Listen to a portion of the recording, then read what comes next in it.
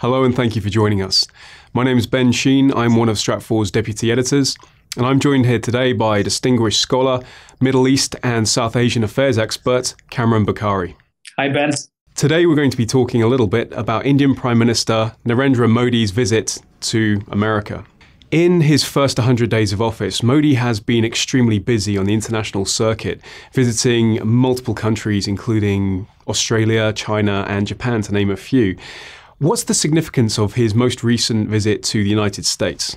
Ben, this is Prime Minister Modi's focus on the foreign policy, and there's a reason for that, is that he understands that there's not a whole lot of change that can come in India immediately. So he has to show some progress. His first 100 days was all about touring the world, going to key countries, and the latest stop was the United States. It's about showing himself as a leader. He's speaking to both audiences, the home front, where he's showing that, look, I was a controversial figure and a provincial figure in one state of India, but now see how I can perform on the world stage. And in terms of the audience internationally, he's on a charm offensive. He wants investments into India badly, and I think that's been his focus so far. And it's an interesting development because even a year ago, the idea of him being able to visit the States, even getting a visa, was almost unthinkable. But obviously that changed with him moving into office. What do you think this holds for the future of relations between India and the United States itself?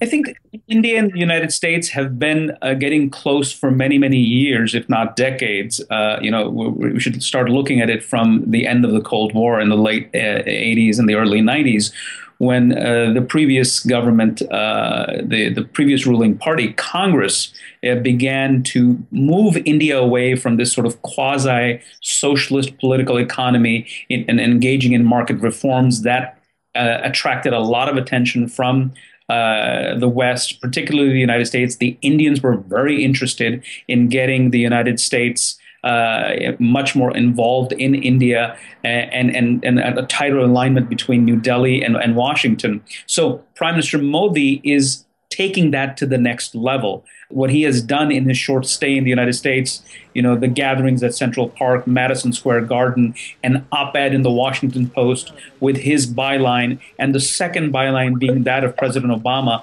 those are really great atmospherics. He's charged up the atmosphere and set expectations very high. And that's where the problem lies, because the issue is delivery in terms of how can he make a difference in the life of the average Indian. And this has been something we've seen in the past, hasn't it? That there have been these promises made about this Indian capability, especially in terms of the export market. But do you think this time India can really deliver on its promises? It remains to be seen, Ben, because what we have so far is what Mr. Modi has done as chief minister of his home state of Gujarat. Now, Gujarat has some unique things to it. It's location close to the Indian coast, from where you can get energy supplies from the Gulf. It's also right smack in between New Delhi and Mumbai in that corridor. And so there are lots of things that favored him in Gujarat. And frankly speaking, development in one part of India it can happen. And then Mr. Modi has performed very well on that level.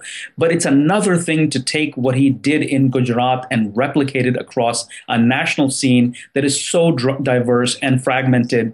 And we're not just talking about language here or culture. We're also talking about the fact that Indian state governments wield far more power locally than the central government. There's a massive bureaucracy that international investors have had to struggle with and continue to do so. So these are some of the challenges that Mr. Modi will have to deal with before he can get a whole lot of investment in his country. And that investment's obviously critical. And as well as speaking to President of the United States, Barack Obama, and members of the U.S. Senate, he also spoke to captains of industry and the heads of companies and CEOs in America too. What do you think that India and America can actually offer each other in terms of a partnership, economic or otherwise? I think that the main thing here is the economics. India definitely needs the investments from the United States, the technological assistance or cooperation. Likewise, the United States wants to be able to make use of the Indian market. It's a 1.3 billion population, and therefore there are lots of opportunities. The problem is, how do you make that happen? Then, of course, beyond the economics, there's also the security relationship where the United States has increasingly been exporting arms to India as India has, in the last couple of decades, moved away from reliance on the former Soviet Union and diversified its defense industry and its defense acquisitions. There's also the question of what kind of role can India play in the Indo-Pacific basin. Obviously, countries like Australia, Vietnam, Indonesia, Japan would like for India to step up to the plate and become a far bigger player, in terms of the maritime, both from a military point of view and, of course, from the economic point of view.